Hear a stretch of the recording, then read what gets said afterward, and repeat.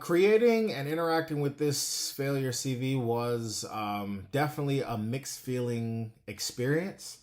Off the bat, I reflected on the fact that I was hired to 100% of the jobs that I've applied to.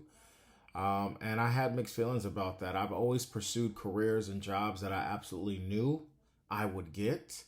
And maybe after thinking about it more, is because I was extremely afraid of failure. I don't know.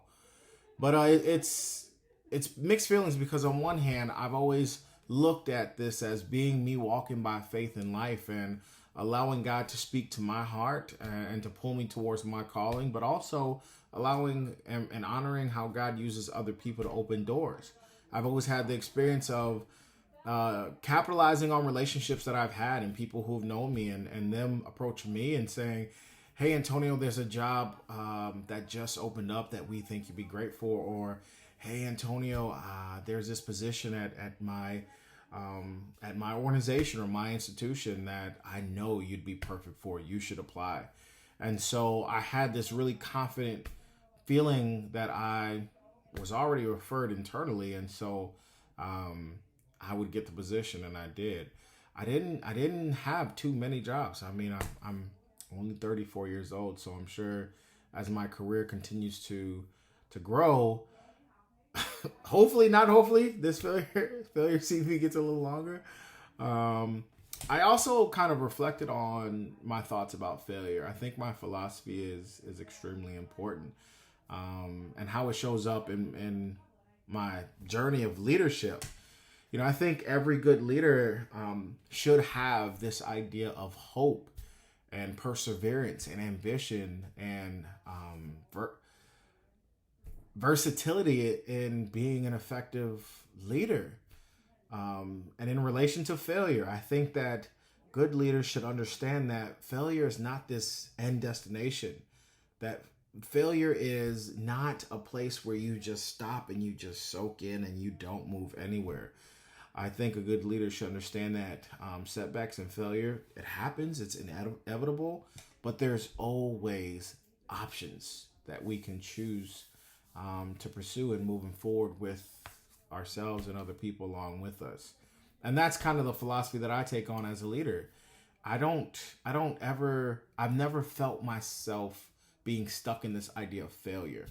I've always maybe stumbled and fell down, but I've always gotten back up. And I believe if you continue to get back up and if you continue to try or you continue to move forward, if you continue to understand the necessary steps in moving forward, maybe that's not moving anywhere at all. Maybe that's the proactive choice of going back to the drawing board and reevaluating your strategy. But it's this proactiveness uh, after you experience a setback or failure that makes an effective leader. And so, with that idea, it's always a win that you'll produce. It's always a win.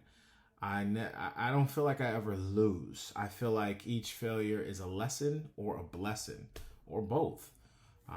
And as long as I continue to move forward, as long as I continue to get back up or readjust the game plan, I will always eventually find a win out of the experience.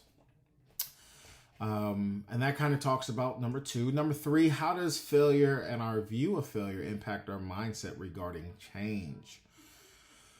So, in relation to the readings, I really do believe that we have to do this deep dive into who we are before we can change anything.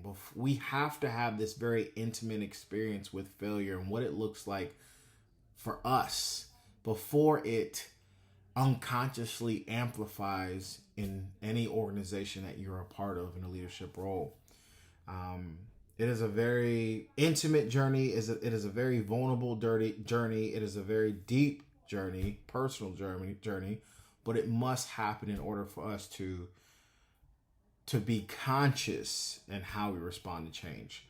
I have I have become very comfortable with being uncomfortable, especially with how the world's evolved during the last few years. And so in relation to this idea of change, I mean, we've all experienced change all the time.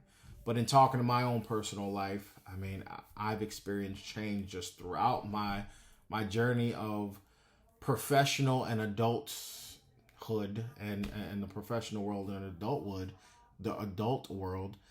I've constantly experienced this idea of change, and it's been a constant revisit of my deep beliefs and ideologies and values and what that looks like first within myself, but then also what that looks like within an organization. Um, and so I think that, just having this mindset and knowing that change happens and we have to learn to be comfortable with being uncomfortable. And there are always options that we can take, I think, will allow us to be a lot more effective in the way that we move, again, personally and professionally in this world. This was a good activity.